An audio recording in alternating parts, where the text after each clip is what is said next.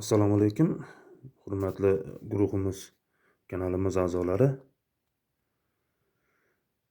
Mana bugun ko'pchilikdan tushgan savollarga tayanib, bugungi video efirni qilyapman. Diqqat bilan kuzatib tursangiz, foydadan xoli bo'lmaydi. Hop, mana bu ko'rib turgan anor bu shu yil oktyabrda pishgan, 2025-yil shu yil kuzda oktyabrda pishgan anor. Mana shu anor. E'tibor bering, tashqi ko'rinishiga e'tibor bering. Demak, jigarrang sifat, biroz qoramtir ko'rinishga ega, ya'ni kuchli zararlangan. Mana bunisi esa nisbatan kuchsiz zararlangan bunisi mana. Bu esa kuchli zararlangan. Bu nimadan dalolat beradi? Bu yorilmagan, e'tibor bering, yorilmagan. Mana yorilmagan. Yorilmagan bu ham, e'tibor bering.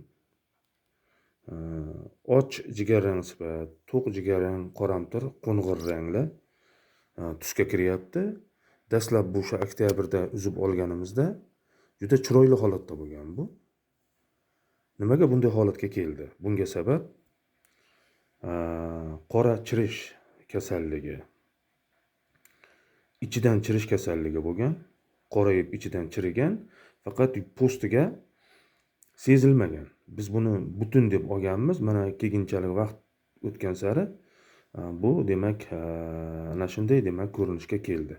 Buni hozir ichini kesib yorib ko'rsak, ichidan qoramtir demak anorlar chiqadi. Hop.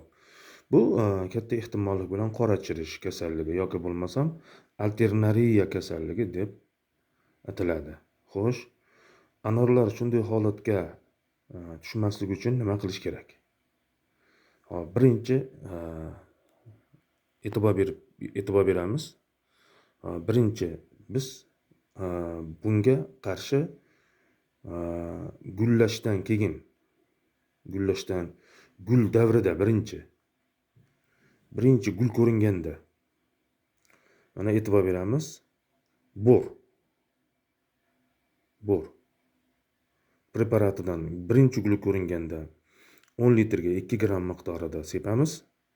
Yoki bo'lmasam mana bu e'tibor beramiz. Hop, bor, ya'ni bor etanol amin moddasi. Bu to'g'ridan to'g'ri organizmga, hujayralarga singib keta oladigan, tez ta'sir ko'rsatadigan o'zimizda O'zbekistonda Ifoda kompaniyasi tomonidan chiqariladigan bor preparati 10 litrga 10 millilitr miqdorida ishlatiladi. Gullash boshlanishiga va oradan 10 kun o'tib turib ikkinchi marta sepiladi. Bor etanol amin deyiladi. Ya'ni butun dunyoda juda keng ishlatiladi.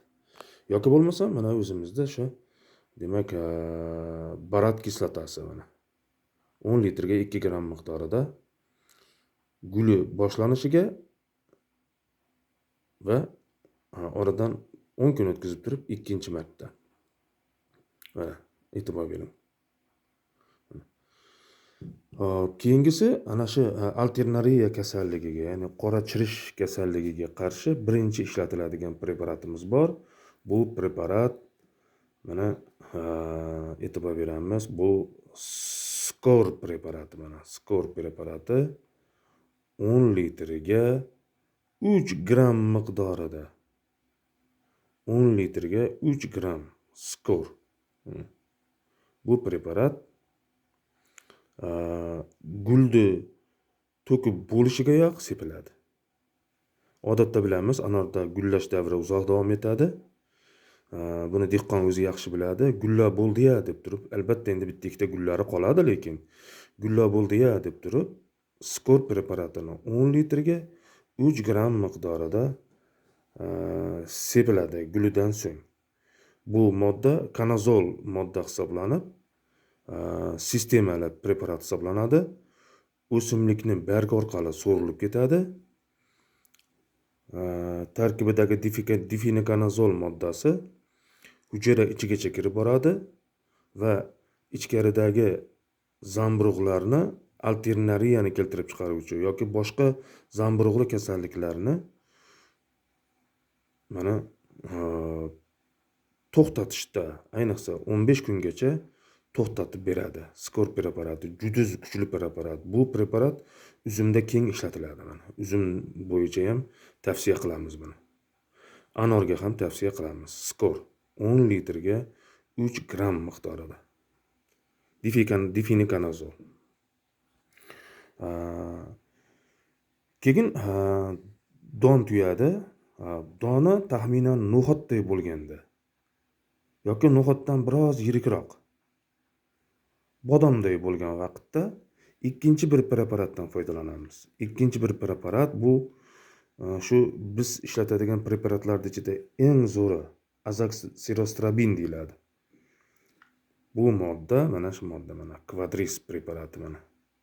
Quadris 10 litrga 6 gram. Oldini olish uchun kasallik kuchaygan bo'lsa 10 litrga 8 gram miqdorida ishlatiladi mana. Quadris. Bu anor doni bodomday yoki bo'lmasam no'xatday bo'lganda ishlatiladi. 1 yilda bor yo'g'i 2 marta ishlatiladi. Quadris preparatini meva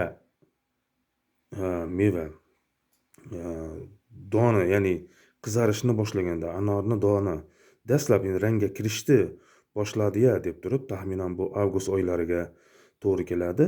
Avgust-sentyabr oylarida ikkinchi marta 10 litrga 8 gram miqdorida qo'llab qo'ysangiz, 10 litrga 8 gram miqdorida Quadrisni qo'llab qo'ysangiz, e'tibor bering. Bu preparat barg orqali singib, hujayralar darajasigacha kirib borib, tarkibidagi azoksirostirobin, strobirinli moddalarda bular juda kuchli preparat hisoblanib, anorni butun tanasidagi to ildizdan boshlab to bargi mevasigacha bo'lgan qismlardagi tanadagi har qanday zamburug'larda 15 kungacha top-toza holatda himoya qilib beradi. Quadris preparatini biz aytamiz, anorni tanasiga kiradi, ichkariga suv sepadi, shipirib, tozalab, atir sepib chiqib ketadi. Juda ajoyib, kuchli preparat. Faqat 1 yilda bor yo'g'i 2 marta qo'llaymiz, xolos. Ana o'shanda mana bunday demak alternariya yoki bo'lmasam qora chirish kasalligini biz 99% ga oldini olgan bo'lamiz. 99% ga. Salomat bo'ling.